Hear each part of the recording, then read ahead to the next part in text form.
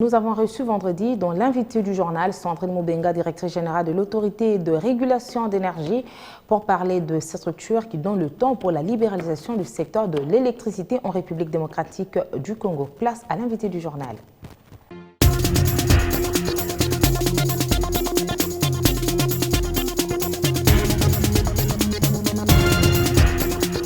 Moins de 20% de taux de desserte en énergie électrique. La République démocratique du Congo est dépourvue d'énergie électrique. Une situation aggravée ce dernier temps par les travaux au barrage hydroélectrique d'Inga. Pourtant, ce pays a du potentiel scandaleux pour diversifier ses sources d'énergie. Nous recevons sur ce plateau Madame Sandrine Moubenga, autorité de régulation de l'énergie, pour parler de cette question. Madame, bienvenue sur ce plateau. Merci, merci de m'accueillir. La toute première question, autorité de régulation de l'énergie.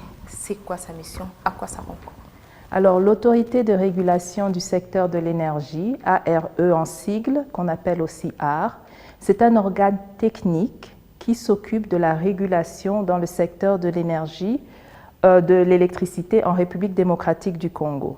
C'est-à-dire que nous nous occupons de trouver l'équilibre dans le secteur entre les opérateurs et les usagers, tout en protégeant les droits des consommateurs et des opérateurs. Donc c'est ce que nous faisons, ça c'est la vision de l'AR. En termes de mission, c'est la loi de 2014 qui est la loi sur l'électricité en RDC qui a défini 20 missions pour l'AR. Alors 20 missions c'est beaucoup, je ne vais pas m'atteler sur les 20 missions, mais en général on peut résumer ces missions de cette manière.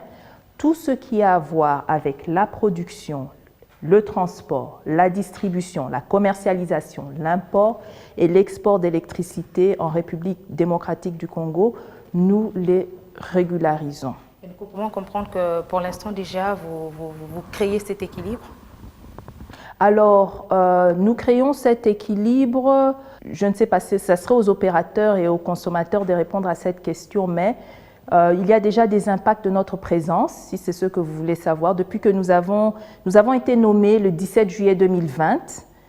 Et depuis que nous avons été nommés, nous avons rencontré beaucoup d'opérateurs, beaucoup de bailleurs de fonds, d'investisseurs, et beaucoup ont été rassurés par le fait que nous ayons été nommés. Donc le fait qu'il y ait un régulateur, ça donne une certaine confiance déjà aux investisseurs. Donc dans ce sens, c'est très positif.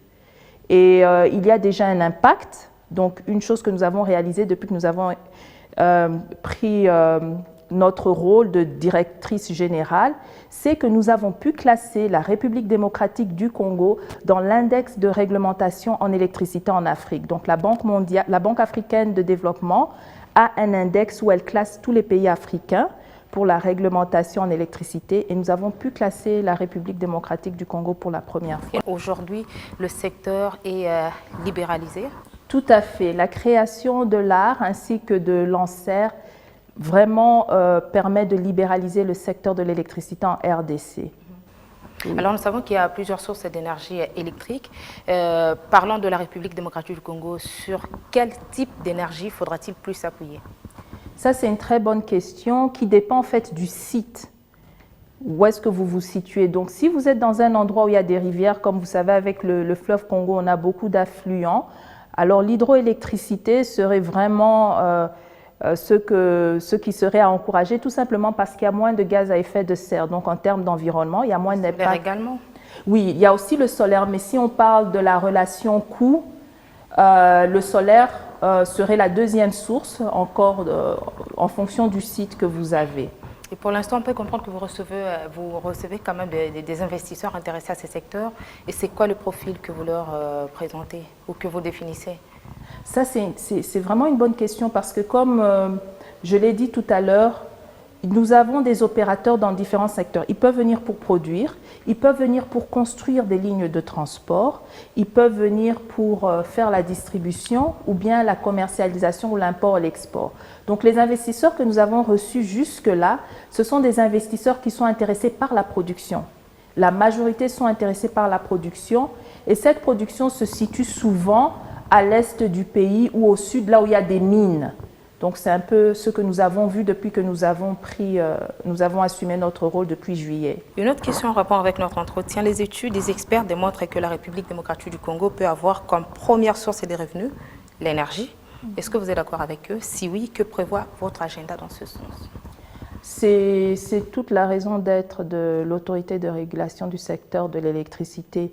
Nous voulons justement rendre l'environnement favorable. Donc, pour vous donner une idée de notre rôle en tant qu'autorité de régulation du secteur de l'électricité, nous sommes comme une autoroute. Vous voyez, vous avez une autoroute et il y a des voitures. Des voitures, ce sont des opérateurs, des gens qui veulent produire l'électricité. Maintenant, il y a des règles à suivre. Quand vous voyez le feu rouge, vous vous arrêtez. Quand vous voyez le signal, vous vous arrêtez, patati patata. Nous sommes les régulateurs et si deux opérateurs se cognent, là, il faut donner un ticket. Et donc, notre but à la fin de la journée, c'est de permettre d'avoir plus d'opérateurs qui vont donner de l'électricité. Vous et moi, tous les Congolais auront accès à l'électricité et cette électricité sera fiable, donc pas de délestage. C'est ça, avoir une électricité de qualité, pas de délestage, mais à un bon prix parce qu'il y a la compétition. Donc c'est en fait ça l'idée même de la réforme du secteur de l'électricité. On peut comprendre que vous êtes plus technique, mais pas politique. Tout à fait. Nous sommes un organe technique et avec les conversations que j'ai eues avec le président de la République, M. Félix Antoine Tshisekedi, il a beaucoup insisté pour que l'art reste un organe technique. C'est-à-dire que dans tout ce que nous faisons, et même les gens que nous recrutons, nous voulons éviter le politique.